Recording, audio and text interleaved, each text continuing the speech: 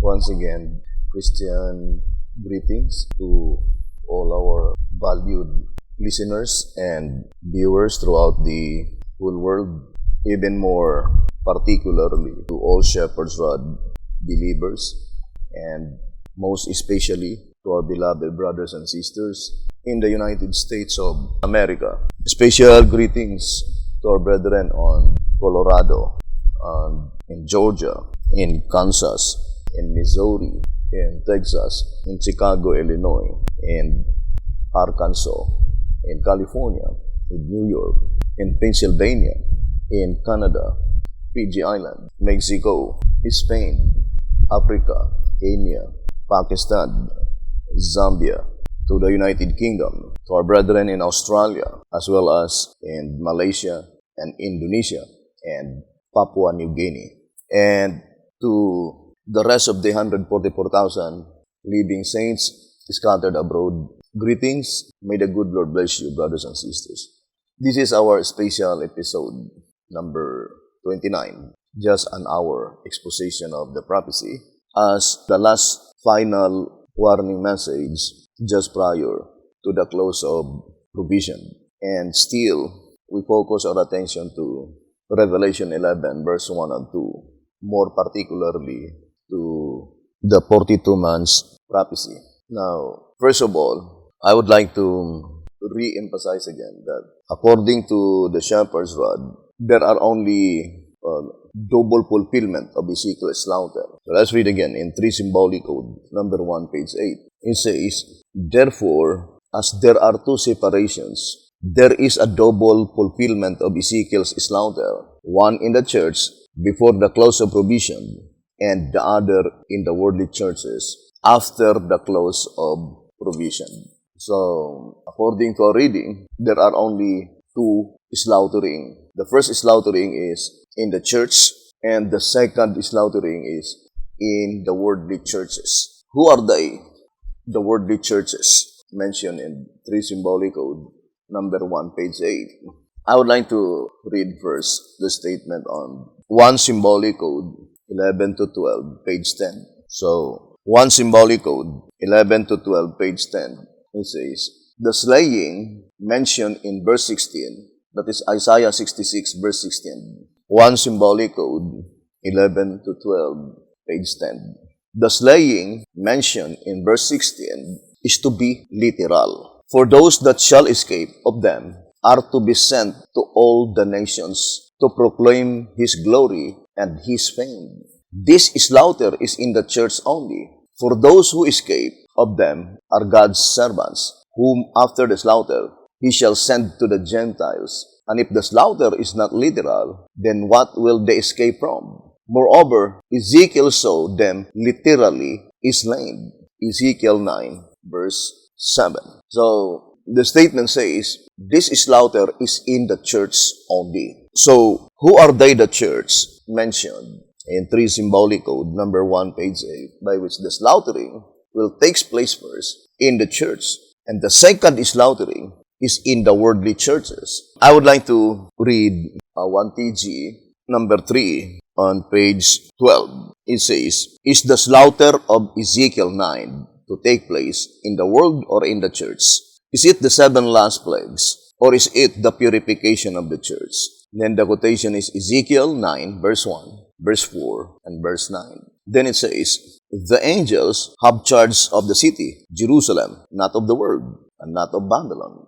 Even an altogether uninformed Christian knows that the terms Jerusalem, Judah, and Israel mean the church, never even as much as imply the world. They have always meant the church and always will mean the church, for that is what they are. In 1 TG 21:15, 1 TG 21, page 15, it says, "The promise to purify Jerusalem, Judah, and Israel stands as sure as any promise in the Word. The terms Jerusalem, Judah, Israel, cannot be applied to anything but to the church, the place where everyone should sigh and cry against abominations." And it says, "Those who do not sigh and cry are to be left without the mark." And then the angels who have charge of the church smite every one of them, old and young, both maids and little children and women. Only those who have the mark shall be left. They are the remnant. The angels are thus to take care of both the wheat and the tares. 1 TG 21, page 15 and 16. I would like to focus to the statement that Ezekiel chapter 9 cannot be applied to anything but to the church. 1 TG 21, page 15 and 16. Now, brothers and sisters, Ezekiel chapter 9 must be applied only to the church. But what church? I think the answer must be the Laodicean church. Ezekiel chapter 9, the slaughtering on Ezekiel chapter 9 must be in the Laodicean church only. Here's another statement in 1 TG 52, page 24. It says here it is reiterated that the slaying takes place in the church among those who are well acquainted with the things of God, so much so that those who escape are sent to declare His glory and His fame among the Gentiles. Moreover, the very fact that the Gentiles are not slain, but are to be thought of God after the slaying takes place, positively shows that the slaying takes place in the church only, and before probation closes for the Gentiles. To repeat, those who escape the slaying are sent to preach salvation to the Gentiles. 1 TG 52, page 24. Now, here's another statement in 1SR page 104. I would like to read the statement. 1SR page 104. The Feast of Tabernacles was not only commemorative, but typical. It not only pointed back to the wilderness sojourn, but as the Feast of Harvest, it celebrated the ingathering of the fruits of the earth and pointed forward to the great day of final ingathering, when the Lord of the harvest shall send forth His reapers to gather the tares together in bundles for the fire, and to gather the wheat into His garner. At that time the wicked will all be destroyed. You see, it says, at that time the wicked will all be destroyed. Those outside the church, who are they? Mentioned here. Those outside the church. I would like to read another statement in 2TG. Here in 2TG 44, let me see. 2TG number, I think, 24. 2TG 43, page 24. Now let me read to you the statement here. Here you see that not only will God cleanse His church, Judah and Israel, by taking away all those who pollute His house of prayer, but that afterwards He will gather into His purified church. It says, but that afterwards He will gather into His purified church all the dispersed who have descended from both the kingdom of Israel, the 10 tribes, and of the kingdom of Judah, the 2 tribes, all who are now out among the nations, not in the church of the Laodiceans. So here, brothers and sisters, the 10 tribes and the 2 tribes, who are they? The 10 tribes and the 2 tribes, by which they are not in the church of the Laodiceans. So, of course, the 12 tribes, that is Judah and Israel. And we already read in 1 TG number 3, page 12, that the term Jerusalem, Judah, and Israel mean the church, never even as much as imply the world. So I would like to read again. 1 TG number 3, page 12. It says, even an altogether uninformed Christians knows that the terms Jerusalem, Judah, and Israel mean the church, never even as much as imply the world. So it means the church, not even imply the world. That is the only application, according to the Shepherd's Rod. But who are they? In 2 TG 43, page 23. Who are they? Represented by Israel and Judah, which is not in the Laodicean church. So, let us now distinctly separate the 12 tribes in the Laodicean church and the 12 tribes outside the Laodicean church. Now, let us focus first to the Laodicean church. The Laodicean church is also divided into 2 divisions. What does it mean by the word Laodicea? People declaring judgment. Let us read again. Answerer number 1, page 11. Who is Laodicea? Laodicea may be infallibly recognized amidst the many isms of Christendom by the work she is doing. declaring the judgment. Indeed, this mark of identification is pointed out by the very name Laodicea, compounded of the two Greek words, lau and diki, the one meaning people also speak, the other meaning judgment. The two in one meaning, the people declaring judgment. But it is undeniable fact that there are two judgments. The people declaring the judgment that pertains to the dead, and the people declaring the judgment that pertains to the living. And we know that the judgment that pertains to the living, that is the message of the great and dreadful day of the Lord. Now, I would like to read 1TG 23, page 5 and page 6. 1TG, number 23, pages 5 and 6. From this we see that the Assyria under discussion exists in the time of the end, the time in which the great and dreadful day of the Lord takes place. Now the statement is very plain, saying the time in which the great and dreadful day of the Lord takes place. Does the great and dreadful day of the Lord takes place in the days of BT Hotep? Let's read answerer number 3. On page 88, it says, and looking forward to the time of the great and dreadful day of the Lord, the time just ahead of us. Now, I would like to read again, answerer number 3, page 88. And looking forward to the time of the great and dreadful day of the Lord, the time just ahead of us, plainly indicating that the great and dreadful day of the Lord is still future in the days of BT Hotep. What is the great and dreadful day of the Lord? Here in 1TG, number 28, page 15, it says, the great and dreadful day of the Lord, the judgment for the living. 1TG 28, page 15. What is the great and dreadful day of the Lord? The judgment for the living. Here's another statement and timely greetings. 1TG 11, page 12. Blind to this truth, to the judgment for the living, the great and dreadful day of the Lord. 1TG number 11, page 12, it says, blind to this truth, to the judgment for the living, the great and dreadful day of the Lord. Now, brothers and sisters, the Seventh-day Adventist Church never proclaimed the great and dreadful day of the Lord. The only message that had been entrusted by God to the Seventh-day Adventist Church is the judgment for the dead. And it says here in General Conference Special, page 39, the judgment for the dead, furthermore, is not the message of the great and dreadful day. It does not even touch on the prophecies of the great and dreadful day of the Lord.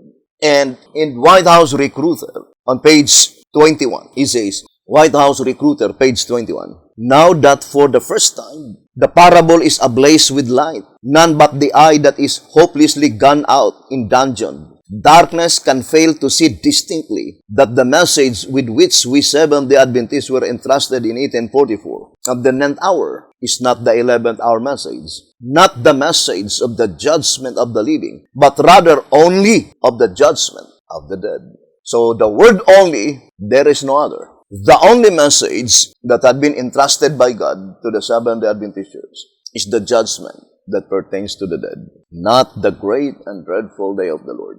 Therefore, brethren, this statement in timely greetings, 1TG number 22 on page 24. 1TG 22, page 24. The meek of the earth, 1TG 22, page 24. The meek of the earth are those who have brought the Lord's judgments, who have proclaimed the message of the great and dreadful day of the Lord. They are His people, His church. 1TG 22, page 24. Whose church mentioned here? The church who proclaimed the message of the great and dreadful day of the Lord. And it cannot be applied to the Seventh-day Adventists because they never proclaimed the message of the great and dreadful day of the Lord. How could they be able to proclaim a message by which they themselves, they don't have? It was never entrusted to them by God. Now, first of all, I would like to read the statement on 2SR page 125. God has never more than one movement in existence at a time, and it could not be otherwise now, for Christ cannot be divided. Or in other words, there was no period of time by which God has two churches, the same period of time. So in the great and dreadful day of the Lord, or the period of the judgment that pertains to the living, the church recognized by God must be the people who declare the judgment that pertains to the living. Who are they? That is not the ninth hour church. Because according to reading, White House Recruiter, page 21, the only message that was entrusted by God to the ninth hour church is the judgment that pertains to the dead. And it is not the judgment that pertains to the living, or it is not the great and dreadful day of the Lord. Now, brothers and sisters, we need to ever realize that we are now in the period of the judgment that pertains to the living. And the church recognized by God as His church are the people who are declaring the judgment that pertains to the living, or who proclaim the great and dreadful day of the Lord. Now, I would like to go back again to that reading in 1 TG 22, page 24. The meek of the earth are those who have brought the Lord's judgments. What judgment? Who proclaim the message of the great and dreadful day of the Lord. They are His people, His church. Now, brothers and sisters, it is undeniable fact that in the days of Pentecostal, they were proclaiming the great and dreadful day of the Lord. They were proclaiming the judgment that pertains to the living. But at that time, the Seventh-day Adventist Church are still recognized by God as His. Why? Because the church that recognized by Jesus Christ as His are in the entire period of the judgment that pertains to the dead. It must be the ninth hour church.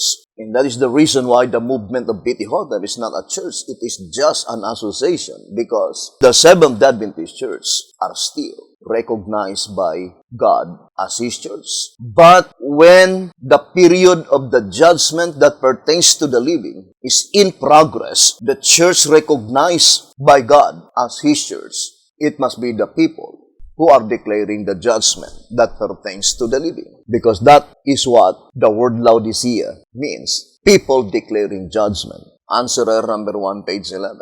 So the statement, again in 1 TG 23, page 5 and 6, saying, 1 TG 23, page 5 and 6, from this we see that the Assyria under discussion exists in the time of the end. The time in which the great and dreadful day of the Lord takes place. The statement, the great and dreadful day of the Lord takes place, indicating that the great and dreadful day of the Lord, which is the judgment that pertains to the living, is in progress. The great day is the sealing of the 144,000, but the dreadful day is the slaughtering. Here in tract number 15, let's read tract number 15 on page 58.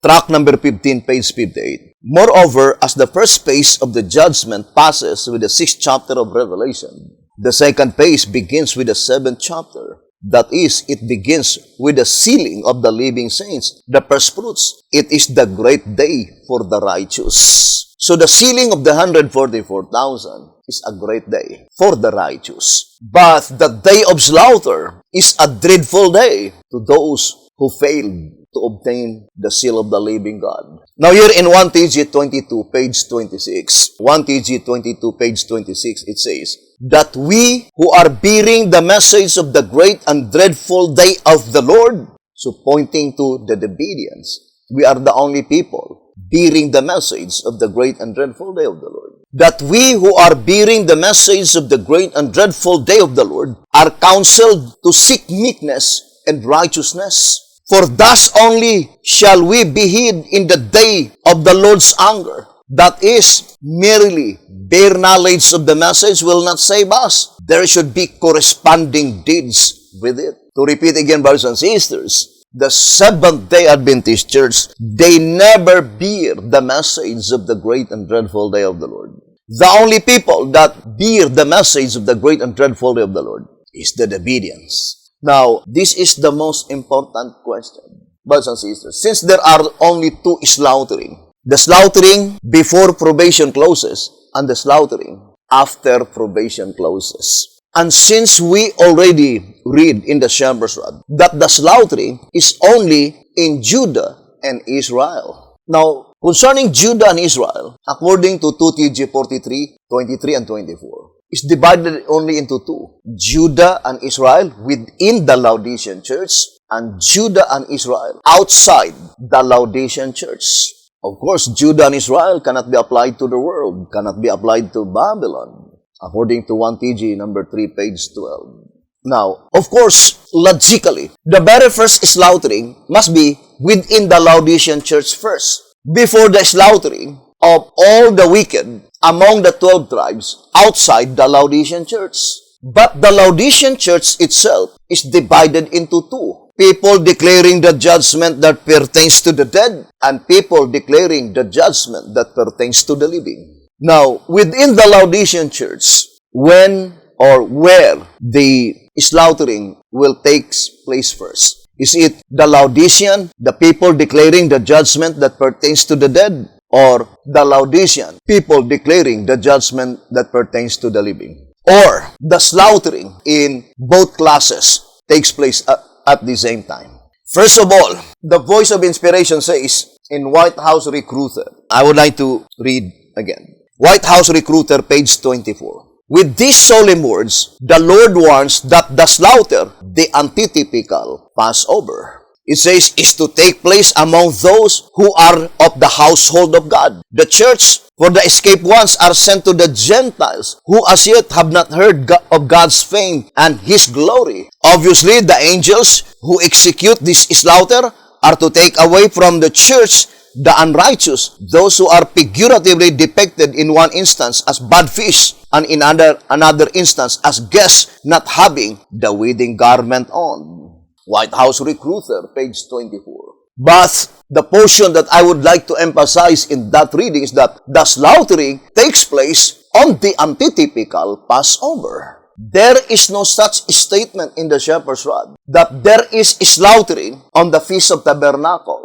on the Day of Atonement, and on the Day of Pentecost. We are dealing Ezekiel chapter 9 and Isaiah 66, verse 16. So to repeat again, brothers and sisters, as far as the Bible is thus concerned, as explained by the Shepherd's Rod, the slaughtering will take place on the antitypical Passover.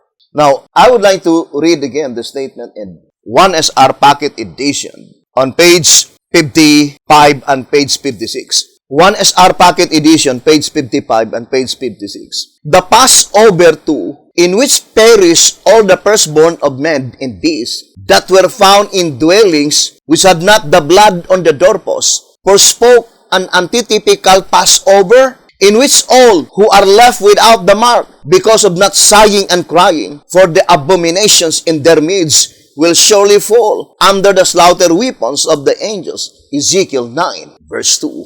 When will this come to pass? That type unquestionably reveals the time through the fact that only the firstborn were then in danger. So the very first slaughtering, the only ones that will be slaughtered are all the firstborn, by which they failed to obtain the seal of the living God.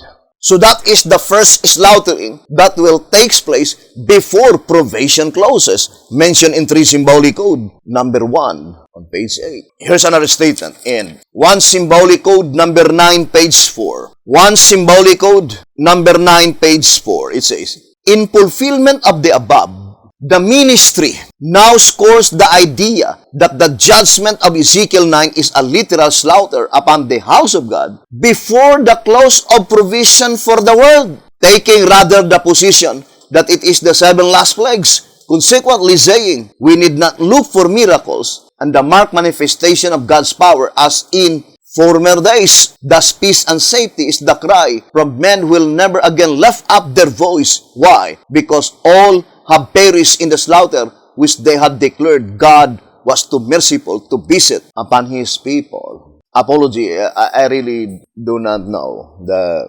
present situation among the media today. Or are we, the media, saying that there is no slaughtering among Shepherd's Rod believers? If there is no slaughtering among Shepherd's Rod believers, then the only reason must be all Shepherd's Rod believers are faithful. There is no wicked among Shepherd's Rod believers. If there is no slaughtering among Shepherd's Rod believers, but if there is wicked among the Shepherd's Rod believers, professed shepherds and believers, there is no reason for teaching that there is no slaughtering among shepherds and believers. So we need to study closely, brothers and sisters. To repeat again, as far as Ezekiel 9 is thus concerned, according to 3 symbolic code, number 1, page 8, there are only 2 slaughtering.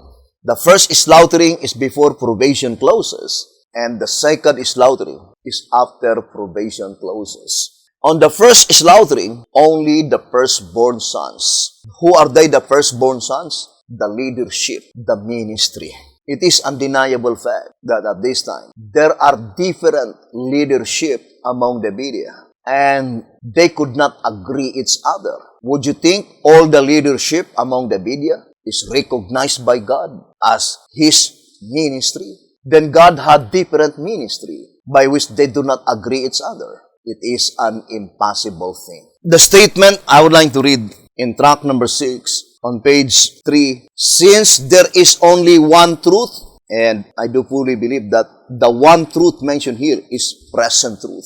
Because according to 2SR 125, God's church is well marked in obedience to present truth in every generation. Since there is only one truth, and since no two sects are in absolute agreement as to what it is, naturally not all can be right, but all, save one, must be wrong. Track number 6, page 3 and 4. Of course, among the media today, different leadership by which they do not agree each other. The shepherds had made it so plain. Only one, recognized by God as His. All others must be wrong, save one. Track number 6, page 3 and page 4. So, the illustration, the blood on the doorpost, indicates that the only movement recognized by God as His is the movement by which Jesus Christ entrusted to them the present truth. Jesus Christ would not entrust to them the present truth if that church, Jesus Christ, do not recognize as His church. So, tomorrow we will be continuing, brothers and sisters, to study closely which church that will be purified first. Is it the church that declare the great and dreadful day of the Lord? Or is it the church that declares the judgment that pertains to the dead? Which church will be purified first? Or which Laodicea by which the destruction will come first? Is it the people declaring the judgment that pertains to the dead? Or is it the people declaring the judgment that pertains to the living? Or both of them, the destruction will come the same period of time. Then who are they that will be slaughtered after the close of provision? So we'll continue the subject tomorrow, brothers and sisters, and hoping that the good Lord will bless us and would help us. Thank you very much for listening and viewing this program. Have a beautiful, wonderful evening.